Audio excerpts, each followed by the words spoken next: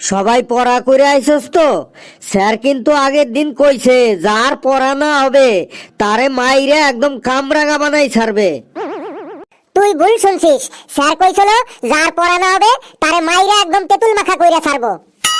আমার কি হবে রে, কালকে তো ঘুড়ি ধরতে গিয়ে আম গাছ থেকে পড়ে গেছিলাম, তাই পড়তে পারিনি। আমার কোনো চাপ নেই, আমি পড়া কইরেই এসেছি। দুঃখের সময় হাসির কথা বলিস না রে ফেলু, তুই পড়া করে এসেছিস, এটা তো খুব হাসির কথা হয়ে গেল রে। দেখ স্যার আসুক তাইলেই প্রমাণ পাবি পড়া করে এসছি কি না করে এসছি। এই চুপ চুপ, স্যার আসতে আছে, সবাই দাঁড়া।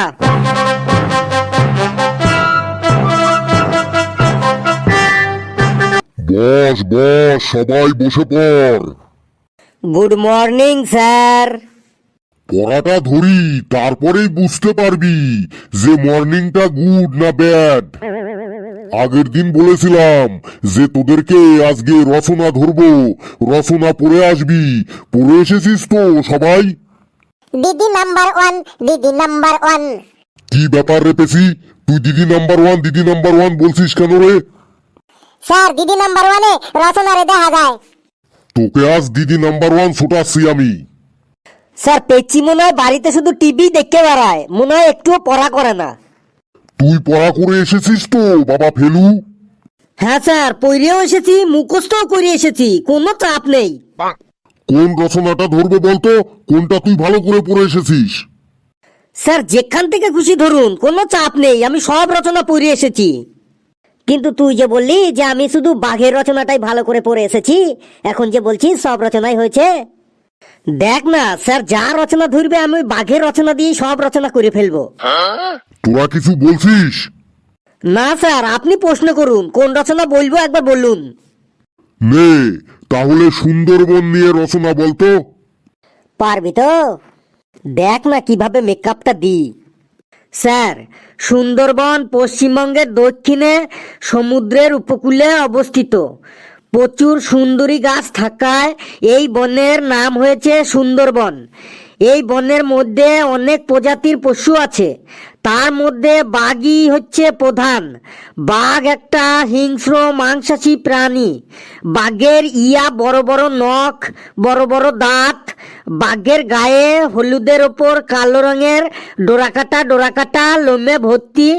মুখে গোপও আছে। বাঘের চোখ দুটো 20 টাকা দামের রসগোল্লার মতো গোল্লা গোল্লা গোল্লা গোল্লা গোল্লা গোল্লা। আর শিকার দেখলেই তার উপর খপ্পাত করে ঝাঁপিয়ে পড়ে। স্যার কেমন লাগলো আপনার সুন্দরবন নিয়ে রচনাটা? বুঝেছি, বেটা বাঘের রচনা পড়ে এসেছে, দেখাচ্ছি ওর মজা। এই তুই এবার গঙ্গা নদী সম্পর্কে রচনা বলতো। এটাও খুব সহজ স্যার। গঙ্গা নদী ভারতবর্ষের সব থেকে দীর্ঘতম নদী। এটি হিমালয় পর্বতের গঙ্গোত্রী হিমাবাহ থেকে উৎপন্ন হয়ে প্রবাহিত হওয়ার পর বঙ্গোপসাগরে গিয়ে মিশেছে।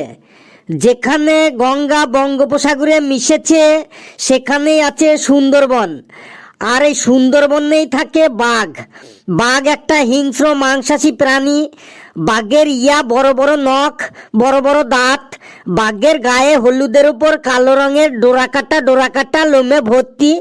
মুখে গোপও আছে। বাঘের চোখ দুটো 20 টাকা দামের রসগোল্লার মতো গোল্লা গোল্লা গোল্লা গোল্লা গোল্লা গোল্লা। আর শিকার দেখলেই তার উপর খপ্পাত করে ঝাঁপিয়ে পড়ে। গঙ্গা নদীর রচনাটা কেমন লাগলো স্যার আপনার? এ তো মহা মুশকিল দেখছি, সবেতেই বাঘ নিয়ে আসছে। স্যার আর কিছু নিয়ে রচনা বলতে হবে, বলুন। নে এবার মোটর গাড়ি নিয়ে রচনা বলতো। দেখি বেটা এবার মোটর গাড়ির মধ্যে বাঘও কি করে নিয়ে আসে।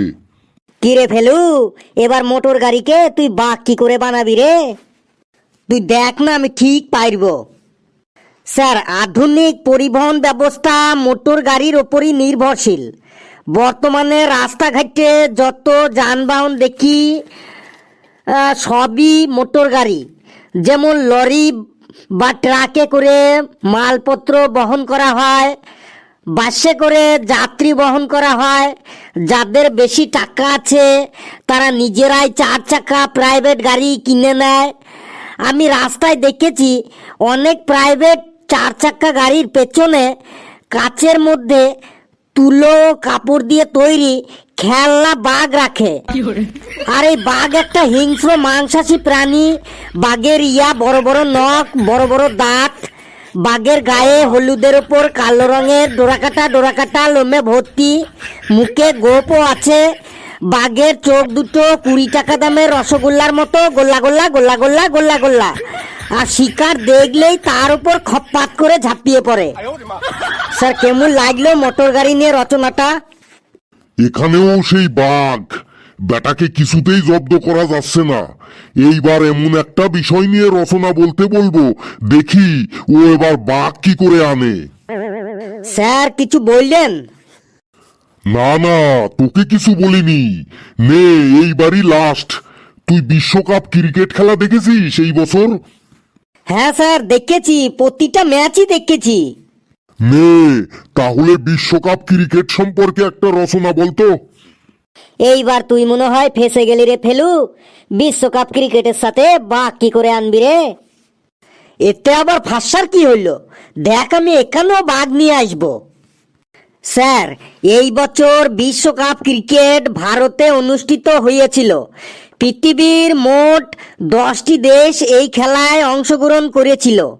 টোটাল 48টি ম্যাচ হয়েছে। প্রত্যেক ম্যাচে স্টেডিয়ামে, গ্যালারিতে যারা খেলা দেখতে যায় তারা অনেকে গায়ে রং চং লাগিয়ে অনেক কিছু সেজে গুজে যায়। তার মধ্যে বাংলাদেশের একজন সমর্থক আছে, যিনি বাংলাদেশের খেলা হইলেই হইল প্রত্যেকটা ম্যাচে গায়ে রং চং লাগিয়ে বাঘের মতো সেজে স্টেডিয়ামে চলে আসেন। আর এই বাঘ হলো একটা হিংস্র মাংসাশী প্রাণী।